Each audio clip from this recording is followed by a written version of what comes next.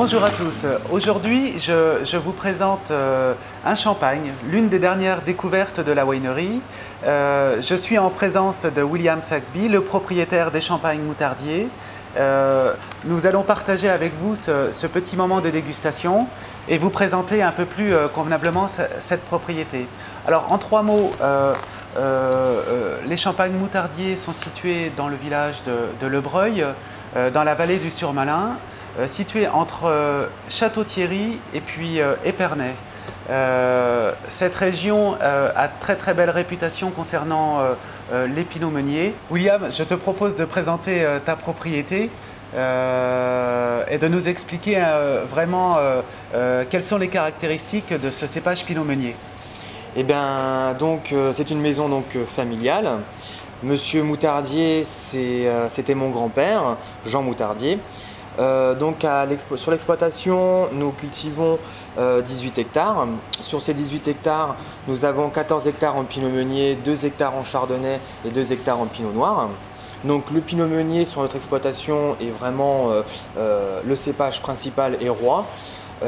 Sur notre exploitation, nous travaillons avec un cépage avec beaucoup d'argile, ce qui va apporter au niveau du vin une certaine structure, mais en même temps de la finesse et de la légèreté.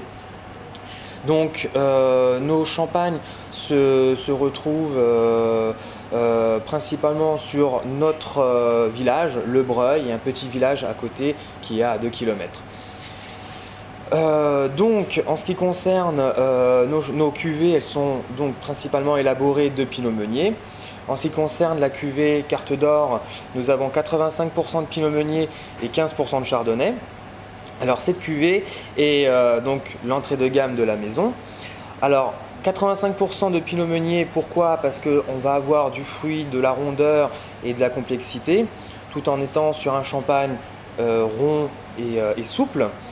Également, on a un ajout de 15% de chardonnay qui va donner de la finesse au niveau des bulles et de la fraîcheur. Donc ce qui fait qu'au final, on obtient un très bel équilibre entre la fraîcheur et la rondeur. Donc champagne, plaisir, convivialité, tout moment. C'est un champagne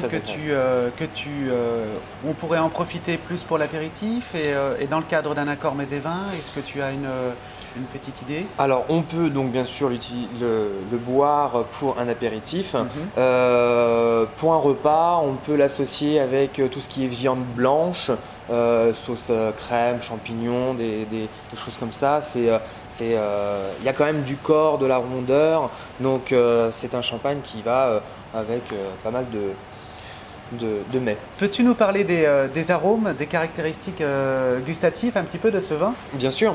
Alors, sur ce champagne, ce qui va ressortir le plus, ça va être le côté un petit peu pomme, le côté floral, côté tarte aux pommes, mais tout en restant sur la légèreté. Beaucoup de séduction alors? Ouais, beaucoup de séduction et de la fraîcheur et de la jeunesse. Ce qu'on a également au nez, c'est le côté un petit peu vineux du vin de champagne. On est aussi avant tout sur un vin de champagne. Donc on a de la puissance aromatique, toujours restant sur la simplicité et la légèreté. Et ce que l'on va ressentir également sur ce champagne-là, c'est le côté aussi minéral, sur le côté un peu silex, mais très discret, très fin, tout en étant sur... C'est ce que l'on a beaucoup aimé lorsque l'on a dégusté et découvert ce produit. C'est justement cet équilibre entre le fruit, le plaisir, mais en même temps cette nervosité très rafraîchissante et qui claque au palais. Et c'est vrai qu'à l'apéritif, c'est absolument admirable. En bouche, la structure est plutôt fine et plutôt tout à fait, onctueuse et agréable. Ouais.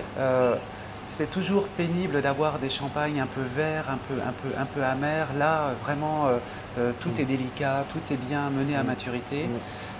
William, merci beaucoup d'avoir partagé ce moment avec nous.